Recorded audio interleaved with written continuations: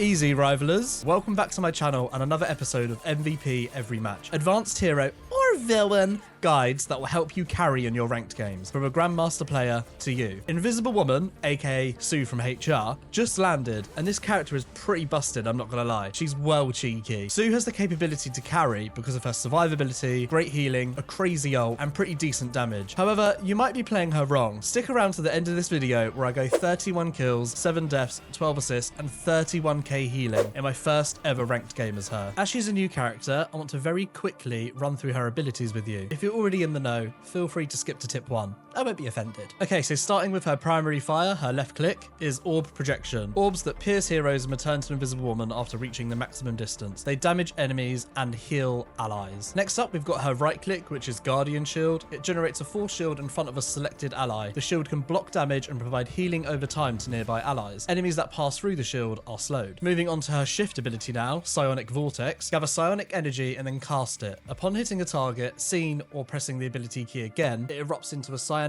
vortex, continuously drawing enemies in and causing damage. Think of it as a suck job. Invisible Woman's E ability is called Force Physics. I hated physics in school. Manipulate psionic energy to push or pull enemies in front of her. This also does decent damage. Invisible Woman also has a 3-hit combo whereby the third hit pushes enemies away. Another keep away tool. Something that's unique to Sue is also her double jump, which is called Veiled Step. Generate a force field at your feet. Stepping on it propels her into an invisible state. Speaking of invisible states, which is actually one of her nicknames, Sue has a passive ability called Covert Advance, whereby if she's out of combat for a certain amount of time, she'll go invisible and receive healing over time. This also applies to her double jump. Lastly, Invisible Woman's ultimate ability is called Invisible Boundary. This shit is cracked. Manifests an unseen force field with a chosen area, rendering allies inside undetectable by enemies and provide healing over time. Enemies that pass through the field are slowed. Basically, it's a big juicy hill which also makes everyone on your team invisible. Okay, now for the fun part. Let's get into some Invisible Woman tips that can help you carry your games today. My first tip for Sue from HR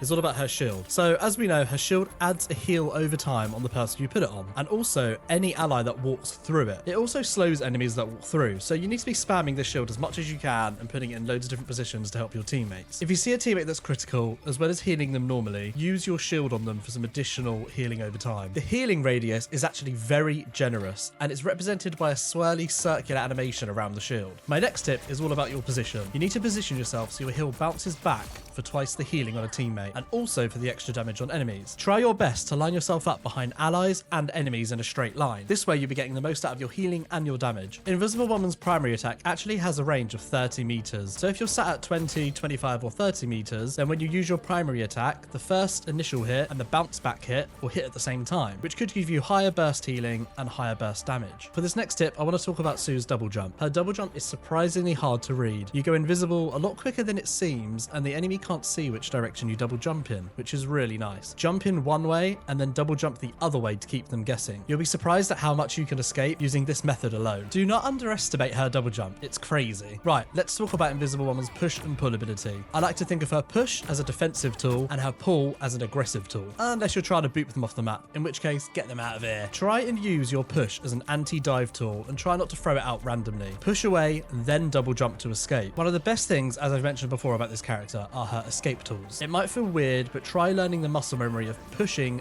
then double jumping, and not the other way around. It took me a while to learn this. Use her pull to drag back an enemy that's trying to escape. Try and read when the enemy wants to leave the team fight, and don't let them. Get over here! My next tip is all about optimizing your damage when you need to.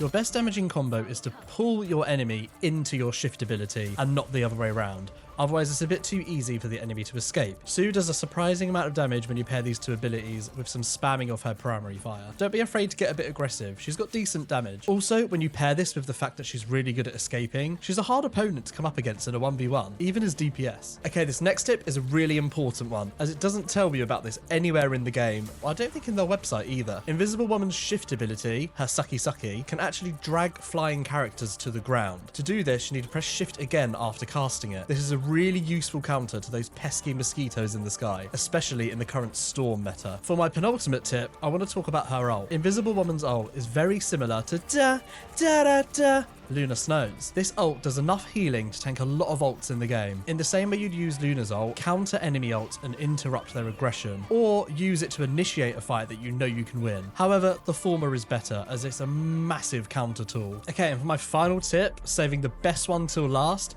your Bundaaaa will distract the enemies, especially in her Malice skin, so don't be afraid to flaunt it. P.S. Can we sign a petition to start giving the male characters Bundaaaa too, just like Venom's?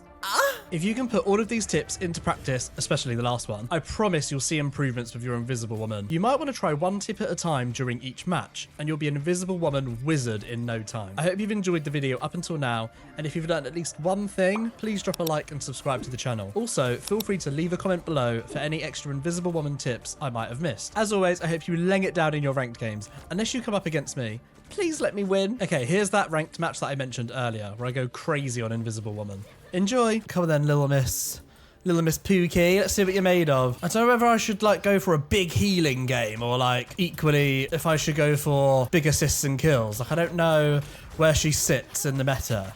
Is she more of a Luna or is she more of a Mantis? Like, you know what I mean? Is she more of a rocket? What's her vibe, you know? Who should I be supporting the most? The tanks, the DPS? Should I be trying to get high kills and assists like I do on Mantis? It's a bit hard to tell, really. Maybe she just does it all. Oh, God, okay. No! No! No! I bet Invisible Woman fucking loves Invisalign. What if she sued them? I would if I was her.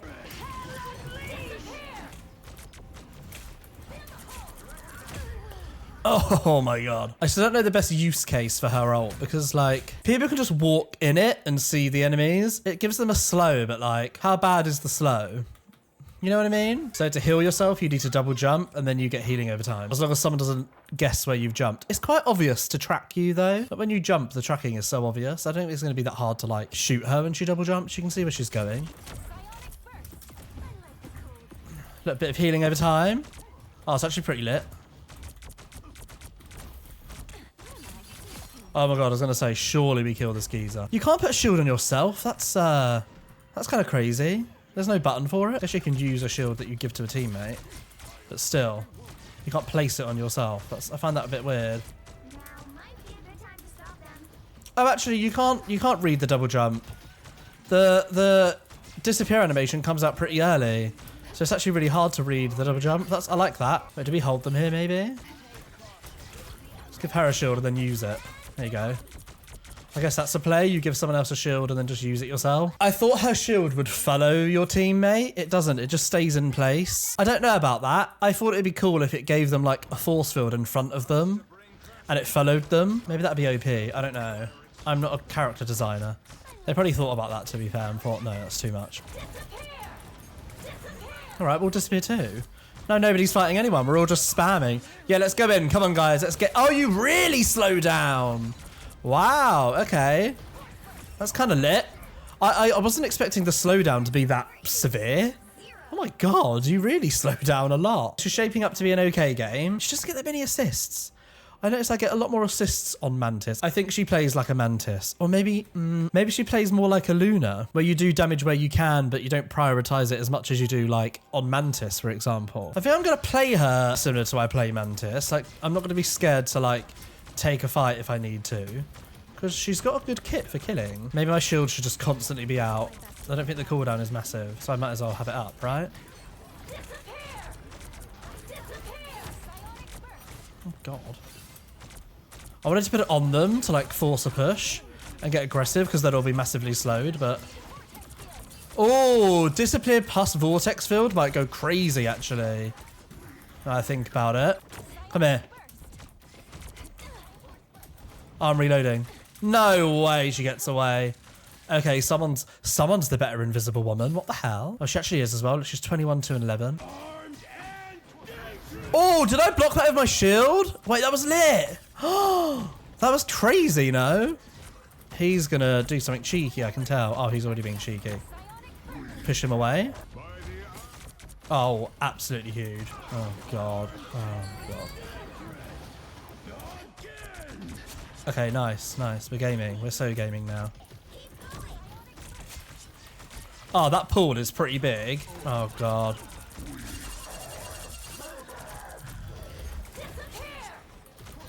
Oh, big ult. The healing is actually huge. Right, come here. Sausage. Oh, let's go. We're actually gaming now, guys. It's clicking. It's clicking. It's clicking. Is there Doctor Strange looking for a Slagamoto? The push and pull actually does quite good damage. Oh, I wonder if the push... Oh, God. I wonder if the push does more damage than the pull, because it's like a bit more aggressive, you know?